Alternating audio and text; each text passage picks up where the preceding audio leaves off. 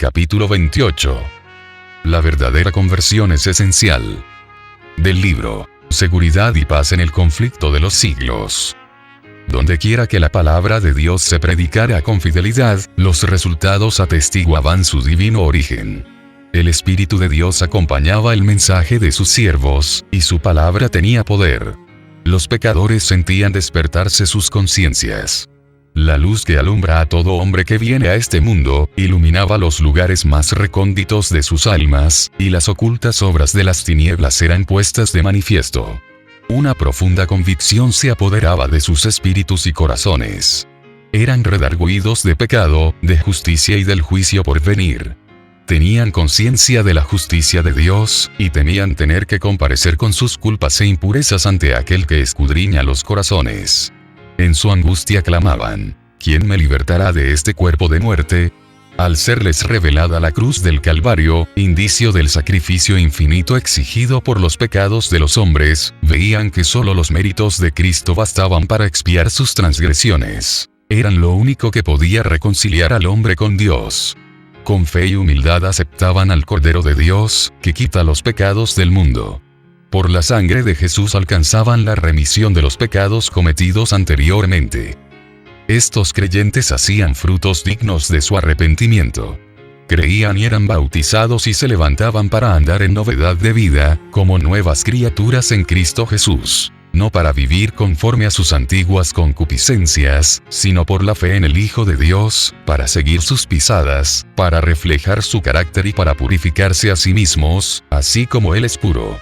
Amaban lo que antes aborrecieran, y aborrecían lo que antes amaran. Los orgullosos y tercos se volvían mansos y humildes de corazón. Los vanidosos y arrogantes se volvían serios y discretos. Los profanos se volvían piadosos. Los borrachos, sobrios. Y los corrompidos, puros. Las vanas costumbres del mundo eran puestas a un lado. Los cristianos no buscaban el adorno exterior del rizado de los cabellos, del ataviarse con joyas de oro o el de la compostura de los vestidos, sino el oculto del corazón, que consiste en la incorrupción de un espíritu manso y tranquilo. Esa es la hermosura en la presencia de Dios. 1 Pedro 3:4, ven a Carcolunga. Los reavivamientos producían en muchos profundo recogimiento y humildad. Eran caracterizados por llamamientos solemnes y fervientes hechos a los pecadores, por una ferviente compasión hacia aquellos a quienes Jesús compró por su sangre. Hombres y mujeres oraban y luchaban con Dios para conseguir la salvación de las almas. Los frutos de semejantes reavivamientos se echaban de ver en las almas que no vacilaban ante el desprendimiento y los sacrificios, sino que se regocijaban de ser tenidas por dignas de sufrir oprobios y pruebas por causa de Cristo. Se notaba una transformación en la vida de los que habían hecho profesión de seguir a Jesús, y la influencia de ellos beneficiaba a la sociedad. Recogían con Cristo y sembraban para el Espíritu, a fin de cosechar la vida eterna. Se podía decir de ellos que fueron contristados para arrepentimiento. Porque el dolor que es según Dios, obra arrepentimiento saludable, de que no hay que arrepentirse, mas el dolor del siglo obra muerte. Porque he aquí, esto mismo que según Dios fuisteis contristados, cuanta solicitud ha obrado en vosotros, y aun defensa, y aun enojo, y aun temor, y aun gran deseo, y aun celo, y aun vindicación. En todo os habéis mostrado limpios en el negocio. 2 Corintios 7:9-11. Tal es el resultado de la acción del Espíritu de Dios. Una reforma en la vida es la única prueba segura de un verdadero arrepentimiento.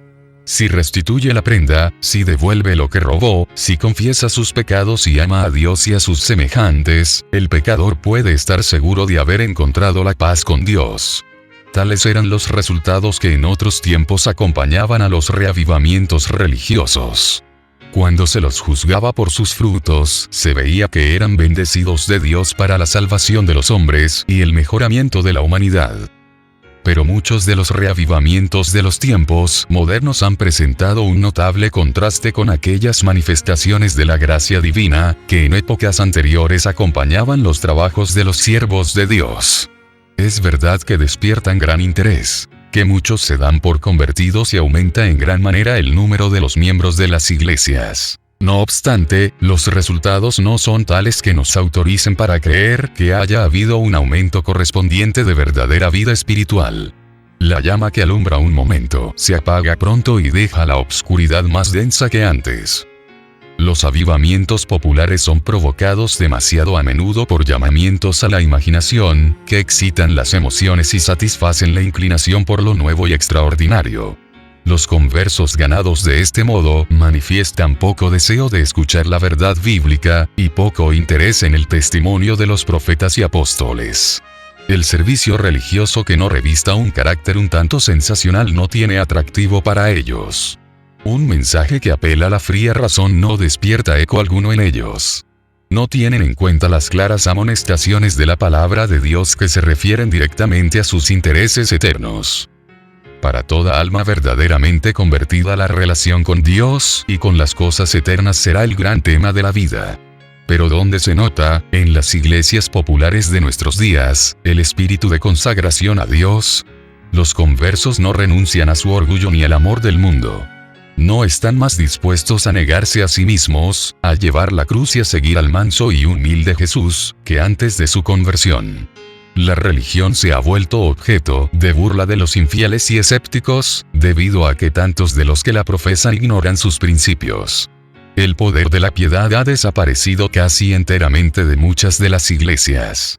Las comidas campestres, las representaciones teatrales en las iglesias, los bazares, las casas elegantes y la ostentación personal han alejado de Dios los pensamientos de la gente.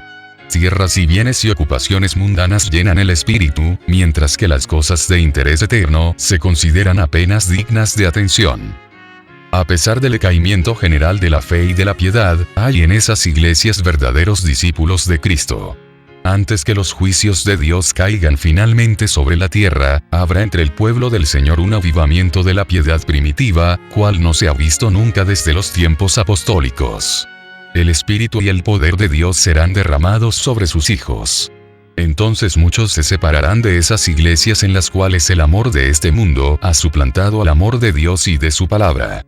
Muchos, tanto ministros como laicos, aceptarán gustosamente esas grandes verdades que Dios ha hecho proclamar en este tiempo a fin de preparar un pueblo para la segunda venida del Señor.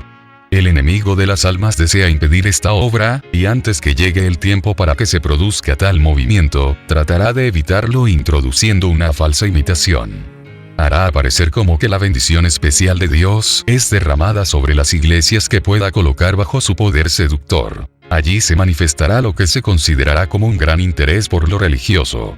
Multitudes se alegrarán de que Dios esté obrando maravillosamente en su favor, cuando, en realidad, la obra provendrá de otro espíritu. Bajo un disfraz religioso, Satanás tratará de extender su influencia sobre el mundo cristiano. En muchos de los despertamientos religiosos que se han producido durante el último medio siglo, se han dejado sentir, en mayor o menor grado, las mismas influencias que se ejercerán en los movimientos venideros más extensos. Hay una agitación emotiva, mezcla de lo verdadero con lo falso, muy apropiada para extraviar a uno. No obstante, nadie necesita ser seducido. A la luz de la palabra de Dios no es difícil determinar la naturaleza de estos movimientos. Donde quiera que los hombres descuiden el testimonio de la Biblia y se alejen de las verdades claras que sirven para probar el alma y que requieren abnegación y desprendimiento del mundo, podemos estar seguros de que Dios no dispensa allí sus bendiciones. Y al aplicar la regla que Cristo mismo dio, por sus frutos los conoceréis. Mateo 7:16, resulta evidente que estos movimientos no son obra del Espíritu de Dios. En las verdades de su palabra, Dios ha dado a los hombres una revelación de sí mismo, y a todos los que las aceptan les sirven de escudo contra los engaños de Satanás. El descuido en que se tuvieron estas verdades fue lo que abrió la puerta a los males que se están propagando ahora tanto en el mundo religioso. Se ha perdido de vista en sumo grado la naturaleza e importancia de la ley de Dios. Un concepto falso del carácter perpetuo y obligatorio de la ley divina ha hecho incurrir en errores respecto a la conversión y santificación, y como resultado se ha rebajado el nivel de la piedad en la Iglesia. En esto reside el secreto de la ausencia del Espíritu y poder de Dios en los despertamientos religiosos de nuestros tiempos. Hay en las diversas denominaciones hombres eminentes por su piedad, que reconocen y deploran este hecho. El profesor Eduardo A. Park, al exponer los peligros religiosos corrientes, dice acertadamente: una de las fuentes de peligros es el hecho de que los predicadores insisten muy poco en la ley divina. En otro tiempo el púlpito era eco de la voz de la conciencia, nuestros más ilustres predicadores daban a sus discursos una amplitud majestuosa, siguiendo el ejemplo del maestro y recalcando la ley, sus preceptos y sus amenazas.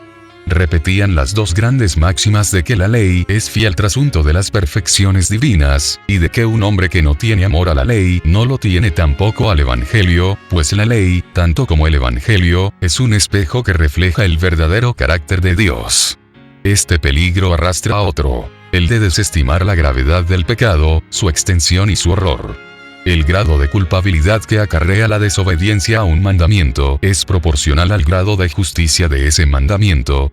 A los peligros ya enumerados se une el que se corre al no reconocer plenamente la justicia de Dios. La tendencia del púlpito moderno consiste en hacer separación entre la justicia divina y la misericordia divina, en rebajar la misericordia al nivel de un sentimiento en lugar de elevarla a la altura de un principio. El nuevo prisma teológico separa lo que Dios unió. ¿Es la ley divina un bien o un mal? Es un bien. Luego la justicia es buena, pues es una disposición para cumplir la ley. De la costumbre de tener en poco la ley y justicia divinas, el alcance y demérito de la desobediencia humana, los hombres contraen fácilmente la costumbre de no apreciar la gracia que proveyó expiación por el pecado. Así pierde el Evangelio su valor e importancia en el concepto de los hombres, que no tardan en dejar a un lado la misma Biblia. Muchos maestros en religión aseveran que Cristo abolió la ley por su muerte, y que desde entonces los hombres se ven libres de sus exigencias.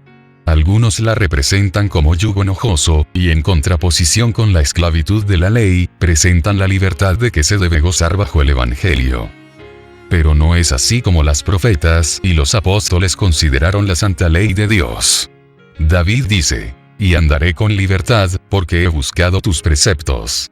Salmo 119, 45, vm. El apóstol Santiago, que escribió después de la muerte de Cristo, habla del decálogo como de la ley real, y de la ley perfecta, la ley de libertad. Santiago 2, 8, 1. 25, vm. Y el vidente de Patmos, medio siglo después de la crucifixión, pronuncia una bendición sobre los que guardan sus mandamientos, para que su potencia sea en el árbol de la vida, y que entren por las puertas en la ciudad. Apocalipsis 22, 14. El aserto de que Cristo abolió con su muerte la ley de su Padre no tiene fundamento. Si hubiese sido posible cambiar la ley o abolirla, entonces Cristo no habría tenido por qué morir para salvar al hombre de la penalidad del pecado. La muerte de Cristo, lejos de abolir la ley, prueba que es inmutable. El Hijo de Dios vino para engrandecer la ley y hacerla honorable. Isaías 42, 21. Él dijo: no penséis que vine a invalidar la ley. Hasta que pasen el cielo y la tierra, ni siquiera una jota ni una tilde pasará de la ley. S. Mateo 5, 17, 18, vm. Y con respecto a sí mismo declara: me complazco en hacer tu voluntad, oh Dios mío, y tu ley está en medio de mi corazón. Salmos 40, 8, vm. La ley de Dios, por su naturaleza misma, es inmutable. Es una revelación de la voluntad y del carácter de su autor. Dios es amor, y su ley es amor. Sus dos grandes principios son el amor a Dios y al hombre. El amor pues es el cumplimiento de la ley. Romanos 13, 10, vm. El carácter de Dios es justicia y verdad. Tal es la naturaleza de su ley. Dice el salmista: tu ley es la verdad. Todos tus mandamientos son justos. Salmo 119. 142, 172, vm. Y el apóstol Pablo declara: la ley es santa, y el mandamiento, santo y justo y bueno. Romanos 7, 12, vm. Semejante ley, expresión del pensamiento y de la voluntad de Dios, debe ser tan duradera como su autor. Es obra de la conversión y de la santificación reconciliar a los hombres con Dios, poniéndolos de acuerdo con los principios de su ley. Al principio el hombre fue creado a la imagen de Dios. Estaba en perfecta armonía con la naturaleza y la ley de Dios. Los principios de justicia estaban grabados en su corazón. Pero el pecado le separó de su Hacedor. Ya no reflejaba más la imagen divina.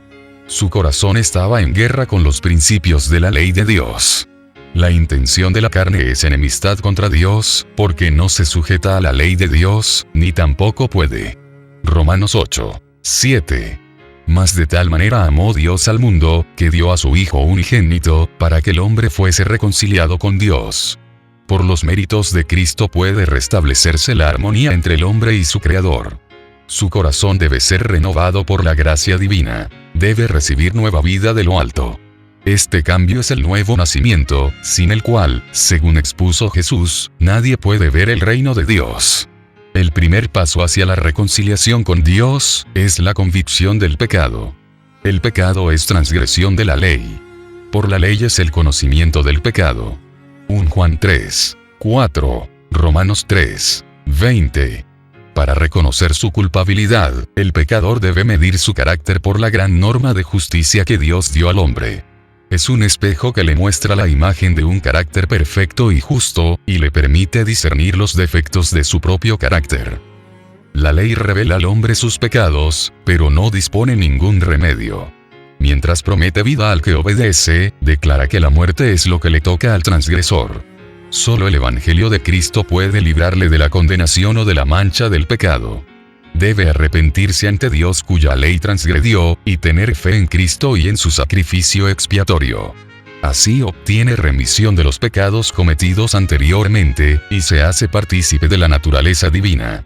Es un hijo de Dios, pues ha recibido el espíritu de adopción, por el cual exclama, Abba, Padre. ¿Está entonces libre para violar la ley de Dios? El apóstol Pablo dice, abrogamos pues la ley por medio de la fe. No por cierto. Antes bien, hacemos estable la ley. Nosotros que morimos al pecado, ¿cómo podremos vivir ya en él?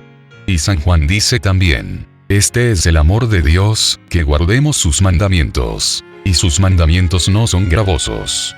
Romanos 3, 31, 6, 2, 1 Juan 5. 3. Vm. En el nuevo nacimiento el corazón viene a quedar en armonía con Dios, al estarlo con su ley.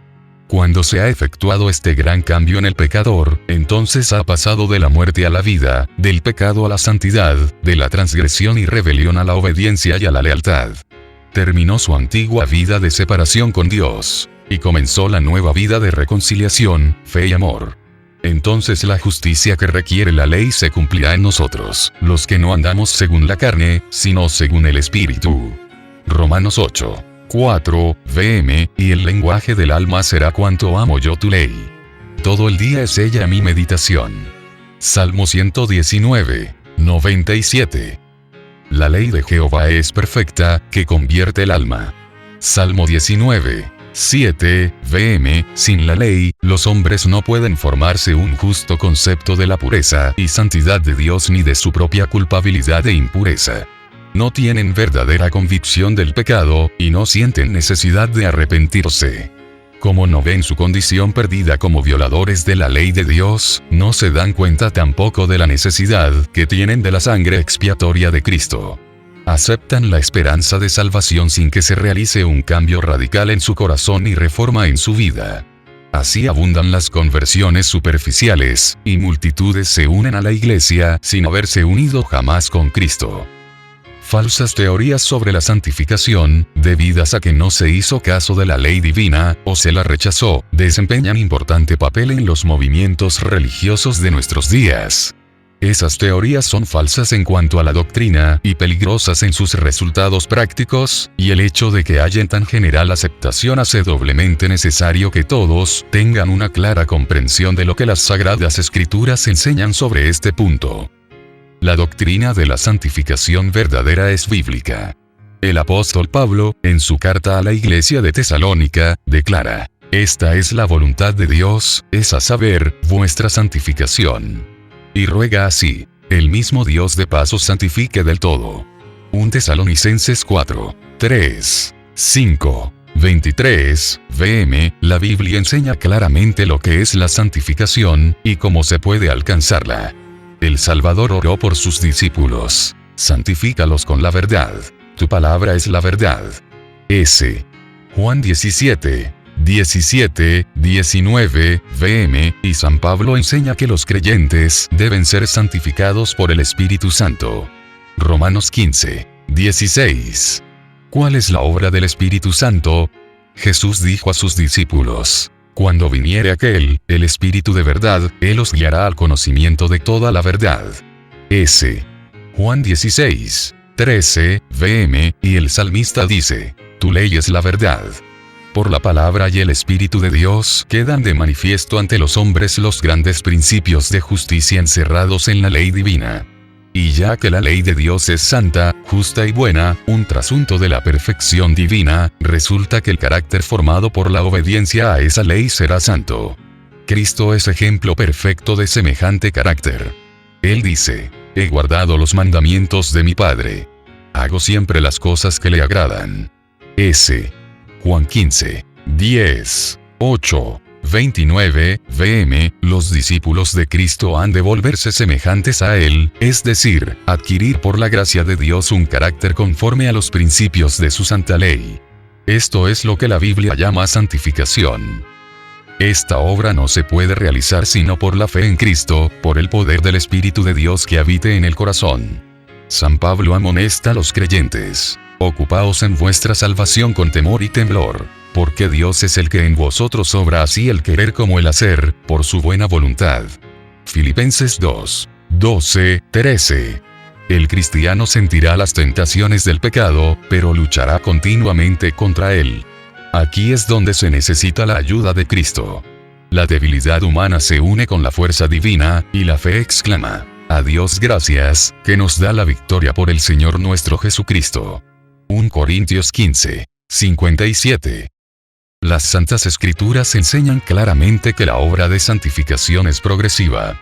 Cuando el pecador encuentra en la conversión la paz con Dios por la sangre expiatoria, la vida cristiana no ha hecho más que empezar. Ahora debe llegar al estado de hombre perfecto, crecer a la medida de la estatura de la plenitud de Cristo. El apóstol San Pablo dice: una cosa hago, olvidando ciertamente lo que queda atrás, y extendiéndome a lo que está delante, prosigo al blanco, al premio de la soberana vocación de Dios en Cristo Jesús. Filipenses 3, 13, 14. Y San Pedro nos presenta los peldaños por los cuales se llega a la santificación de que habla la Biblia: poniendo de vuestra parte todo empeño, añadid a vuestra fe el poder, y al poder, la ciencia, y a la ciencia, la templanza, y a la templanza, la paciencia, y a la paciencia, la piedad, y a la piedad, fraternidad, y a la fraternidad, amor, porque si hacéis estas cosas, no tropezaréis nunca. 2 Pedro 1, 5, 10 pm. Los que experimenten la santificación de que habla la Biblia, manifestarán un espíritu de humildad. Como Moisés, contemplaron la terrible majestad de la santidad y se dan cuenta de su propia indignidad en contraste con la pureza y alta perfección del Dios infinito. El profeta Daniel fue ejemplo de verdadera santificación. Llenó su larga vida del noble servicio que rindió a su maestro. Era un hombre muy amado. Daniel 10, 11 vm en el cielo. Sin embargo, en lugar de prevalerse de su pureza y santidad, este profeta tan honrado de Dios se identificó con los mayores pecadores de Israel cuando intercedió cerca de Dios en favor de su pueblo. No derramamos nuestros ruegos ante tu rostro a causa de nuestras justicias, sino a causa de tus grandes compasiones. Hemos pecado, hemos obrado impíamente. Él declara: yo estaba hablando, y orando, y confesando mi pecado, y el pecado de mi pueblo. Y cuando más tarde el Hijo de Dios apareció para instruirle, Daniel dijo: mi lozanía se me demudó en palidez de muerte, y no retuve fuerza alguna. Daniel 9, 18, 15, 20, 10, 8 pm. Cuando oyó la voz del Señor de entre el torbellino, exclamó: me aborrezco, y me arrepiento en el polvo y la ceniza. Job 42, 6. Cuando Isaías contempló la gloria del Señor, y oyó a los querubines que clamaban: Santo, Santo, Santo es Jehová de los ejércitos, dijo abrumado: ay de mí, pues soy perdido. Isaías 6. 3, 5, vm, después de haber sido arrebatado hasta el tercer cielo y haber oído cosas que no les dado al hombre expresar, San Pablo habló de sí mismo como del más pequeño de todos los santos. 2 Corintios 12, 2, 4, Efesios 3, 8. Y el amado Juan, el que había descansado en el pecho de Jesús y contemplado su gloria, fue el que cayó como muerto a los pies del ángel. Apocalipsis 1. 17. 525. No puede haber glorificación de sí mismo, ni arrogantes pretensiones de estar libre de pecado, por parte de aquellos que andan a la sombra de la cruz del Calvario. Harta cuenta se dan de que fueron sus pecados los que causaron la agonía del Hijo de Dios y destrozaron su corazón. Y este pensamiento les inspira profunda humildad.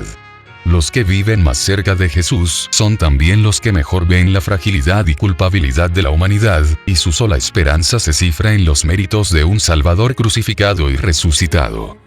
La santificación, tal cual la entiende ahora el mundo religioso en general, lleva en sí misma un germen de orgullo espiritual y de menosprecio de la ley de Dios que nos la presenta como del todo ajena a la religión de la Biblia.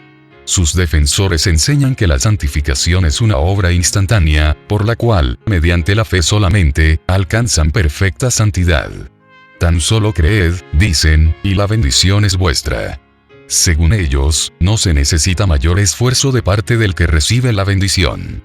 Al mismo tiempo niegan la autoridad de la ley de Dios y afirman que están dispensados de la obligación de guardar los mandamientos.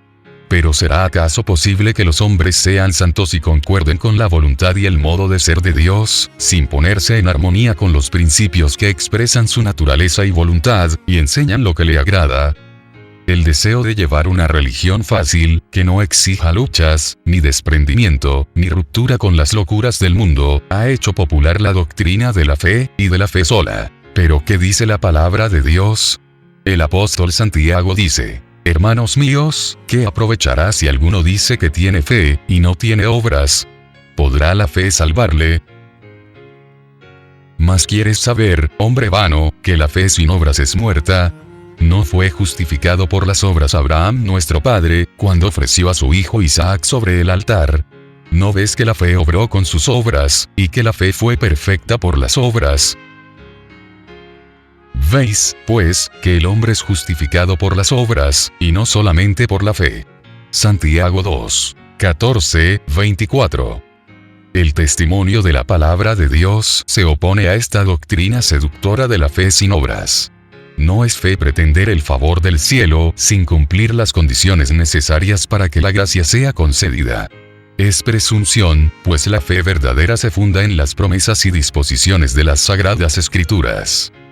Nadie se engañe a sí mismo creyendo que pueda volverse santo mientras viole premeditadamente uno de los preceptos divinos. Un pecado cometido deliberadamente acalla la voz atestiguadora del Espíritu y separa al alma de Dios. El pecado es transgresión de la ley. Y todo aquel que peca transgrede la ley, no le ha visto, ni le ha conocido. 1 Juan 3, 6. Aunque San Juan habla mucho del amor en sus epístolas, no vacila en poner de manifiesto el verdadero carácter de esa clase de personas que pretenden ser santificadas y seguir transgrediendo la ley de Dios. El que dice: yo le conozco, y no guarda sus mandamientos, es mentiroso, y no hay verdad en él. Mas el que guarda su palabra, verdaderamente en éste se ha perfeccionado el amor de Dios. 1 Juan 2. 4, 5, vm, esta es la piedra de toque de toda profesión de fe. No podemos reconocer como santo a ningún hombre sin haberle comparado primero con la sola regla de santidad que Dios haya dado en el cielo y en la tierra. Si los hombres no sienten el peso de la ley moral, si empequeñecen y tienen en poco los preceptos de Dios, si violan el menor de estos mandamientos, y así enseñan a los hombres, no serán estimados ante el cielo, y podemos estar seguros de que sus pretensiones no tienen fundamento alguno. Y la aserción de estar sin pecado constituye de por sí una prueba de que el que tal asevera dista mucho de ser santo. Es porque no tiene un verdadero concepto de lo que es la pureza y santidad infinita de Dios, ni de lo que deben ser los que han de armonizar con su carácter. es porque no tiene verdadero concepto de la pureza y perfección supremas de Jesús ni de la maldad y horror del pecado, por lo que el hombre puede creerse santo. Cuanto más lejos esté de Cristo y más yerre acerca del carácter y los pedidos de Dios, más justo se cree. La santificación expuesta en las Santas Escrituras abarca todo el ser, espíritu, cuerpo y alma. San Pablo rogaba por los tesalonicenses, que su ser entero, espíritu y alma y cuerpo fuese guardado y presentado irreprensible en el advenimiento de nuestro Señor Jesucristo. 1 Tesalonicenses 5, 23, vm, y vuelve a escribir a los creyentes. Os ruego pues, hermanos, por las compasiones de Dios, que le presentéis vuestros cuerpos, como sacrificio vivo, santo, acepto a Dios. Romanos 12. 1. vm. En tiempos del antiguo Israel, toda ofrenda que se traía a Dios era cuidadosamente examinada. Si se descubría un defecto cualquiera en el animal presentado, se lo rechazaba, pues Dios había mandado que las ofrendas fuesen sin mancha. Así también se pide a los cristianos que presenten sus cuerpos en sacrificio vivo, santo, acepto a Dios. Para ello, todas sus facultades deben conservarse en la mejor condición posible. Toda costumbre que tienda a debilitar la fuerza física o mental incapacita al hombre para el servicio de su Creador. ¿Y se complacerá a Dios con menos de lo mejor que podamos ofrecerle? Cristo dijo: amarás al Señor tu Dios de todo tu corazón. Los que aman a Dios de todo corazón desearán darle el mejor servicio de su vida y tratarán siempre de poner todas las facultades de su ser en armonía con las leyes que aumentarán su aptitud para hacer su voluntad. No debilitarán ni mancharán la ofrenda que presentan a su Padre Celestial, abandonándose a sus apetitos o pasiones. San Pedro dice: os ruego que os abstengáis de las concupiscencias carnales, las cuales guerrean contra el alma. 1 Pedro 2. 11, vm. Toda concesión hecha al pecado tiende a entorpecer las facultades y a destruir el poder de percepción mental y espiritual, de modo que la palabra o el Espíritu de Dios ya no puedan impresionar sino débilmente el corazón. San Pablo escribe a los Corintios: limpiémonos de toda inmundicia de carne y de espíritu, perfeccionando la santificación en temor de Dios. 2 Corintios 7, 1. Y entre los frutos del Espíritu, amor, gozo, paz, longanimidad, benignidad, bondad, fidelidad, mansedumbre, clasifica la templanza. Gálatas 5, 22, 23, vm. A pesar de estas inspiradas declaraciones, ¿cuántos cristianos de profesión están debilitando sus facultades en la búsqueda de ganancias o en el culto que tributan a la moda? ¿Cuántos están envileciendo en su ser la imagen de Dios, con la glotonería, las bebidas espirituosas, los placeres ilícitos? Y la Iglesia, en lugar de reprimir el mal, demasiado a menudo lo fomenta, apelando a los apetitos, al amor del lucro y de los placeres para llenar su tesoro, que el amor a Cristo es demasiado débil para colmar. Si Jesús entrase en las iglesias de nuestros días, y viese los festejos y el tráfico impío que se practica en nombre de la religión, ¿no arrojaría acaso a esos profanadores, como arrojó del templo a los cambiadores de moneda? El apóstol Santiago declara que la sabiduría que desciende de arriba es primeramente pura. Si se hubiese encontrado con aquellos que pronuncian el precioso nombre de Jesús con labios manchados por el tabaco, con aquellos cuyo aliento y persona están contaminados por sus fétidos olores, y que infestan el aire del cielo y obligan a todos los que les rodean a aspirar el veneno, si el apóstol hubiese entrado en contacto con un hábito tan opuesto a la pureza del Evangelio, ¿no lo habría acaso estigmatizado como terreno, animal, diabólico? Los esclavos del tabaco, pretendiendo gozar de las bendiciones de la santificación completa, hablan de su esperanza de ir a la gloria. Pero la palabra de Dios declara positivamente que no entrará en ella ninguna cosa sucia. Apocalipsis 21, 27. ¿O ignoráis que vuestro cuerpo es templo del Espíritu Santo, el cual está en vosotros, el cual tenéis de Dios, y que no sois vuestros? Porque comprados sois por precio. Glorificad pues a Dios en vuestro cuerpo. 1 Corintios 6, 19, 20. Aquel cuyo cuerpo es el templo del Espíritu Santo no se dejará esclavizar por ningún hábito pernicioso. Sus facultades pertenecen a Cristo, que le compró con precio de sangre. Sus bienes son del Señor. ¿cómo podrá quedar sin culpa si dilapida el capital que se le confió? Hay cristianos de profesión que gastan al año ingentes cantidades en goces inútiles y perniciosos, mientras muchas almas perecen por falta de la palabra de vida. Roban a Dios en los diezmos y ofrendas, mientras consumen en aras de la pasión destructora más de lo que dan para socorrer a los pobres o para el sostenimiento del Evangelio.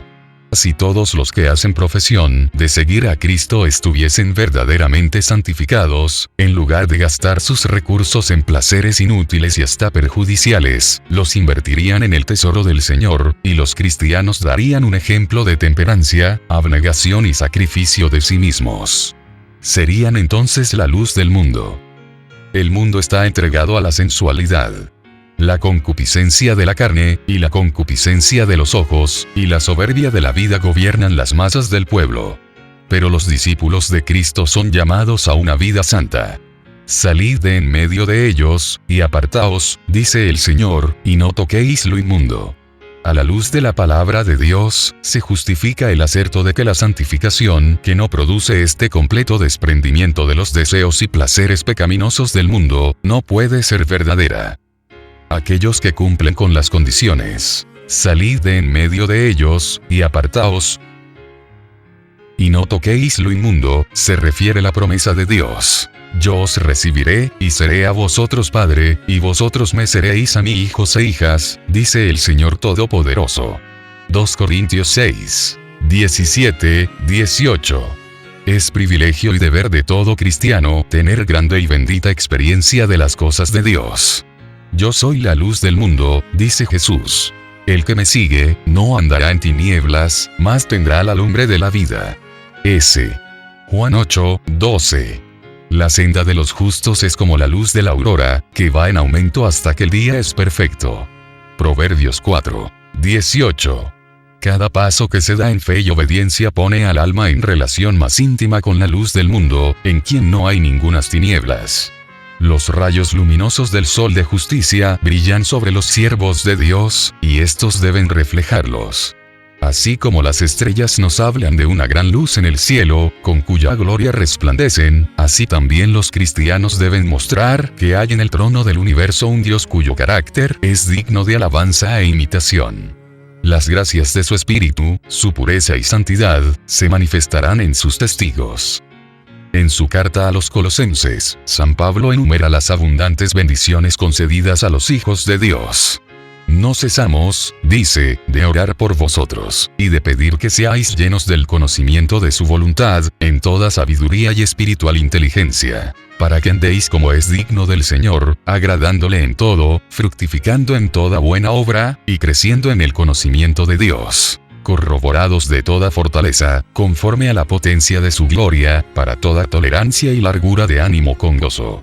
Colosenses 1, 9, 11. Escribe además respecto a su deseo de que los hermanos de Efeso logren comprender la grandeza de los privilegios del cristiano. Les expone en el lenguaje más claro el maravilloso conocimiento y poder que pueden poseer como hijos e hijas del Altísimo.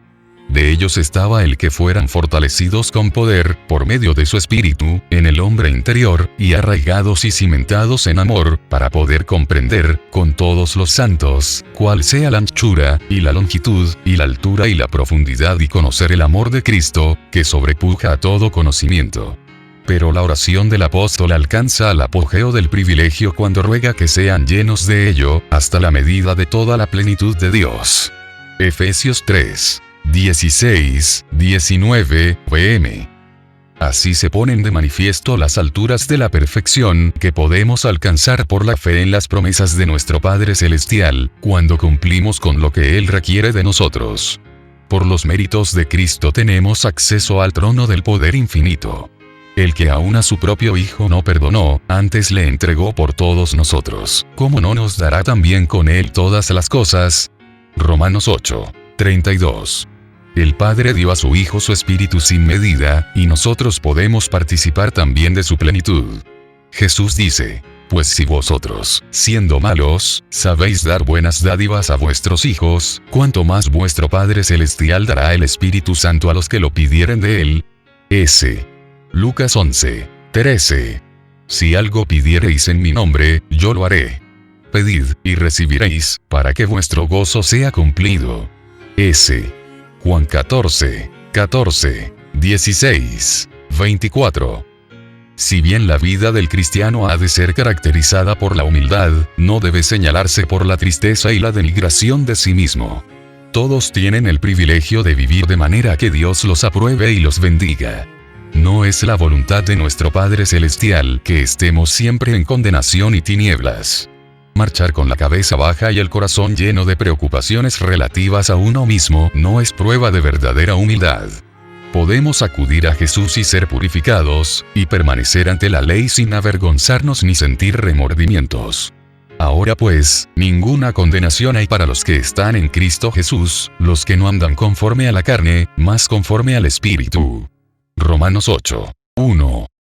Por medio de Jesús, los hijos caídos de Adán son hechos hijos de Dios. Porque el que santifica y los que son santificados, de uno son todos. Por lo cual no se avergüenza de llamarlos hermanos. Hebreos 2, 11. La vida del cristiano debe ser una vida de fe, de victoria y de gozo en Dios.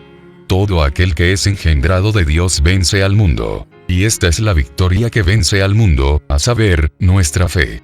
1 Juan 5, 4, vm, con razón declaró Nehemías, el siervo de Dios. El gozo de Jehová es vuestra fortaleza. Nehemías 8, 10. Y San Pablo dijo, gozaos en el Señor siempre. Otra vez os digo, que os gocéis. Estad siempre gozosos. Orad sin cesar. Dad gracias en todo, porque esta es la voluntad de Dios para con vosotros en Cristo Jesús. Filipenses 4, 4. 1 Tesalonicenses 5, 16, 18. Tales son los frutos de la conversión y de la santificación según la Biblia. Y es porque el mundo cristiano mira con tanta indiferencia los grandes principios de justicia expuestos en la palabra de Dios, por lo que se ven tan raramente estos frutos. Esta es la razón por la que se ve tan poco de esa obra profunda y duradera del Espíritu de Dios que caracterizaba los reavivamientos en tiempos pasados. Por medio de la contemplación nos transformamos. Pero como esos sagrados preceptos en los cuales Dios reveló a los hombres su perfección y santidad son tenidos en poco y el espíritu del pueblo se deja atraer por las enseñanzas y teorías humanas, nada tiene de extraño que en consecuencia se vea un enfriamiento de la piedad viva en la iglesia.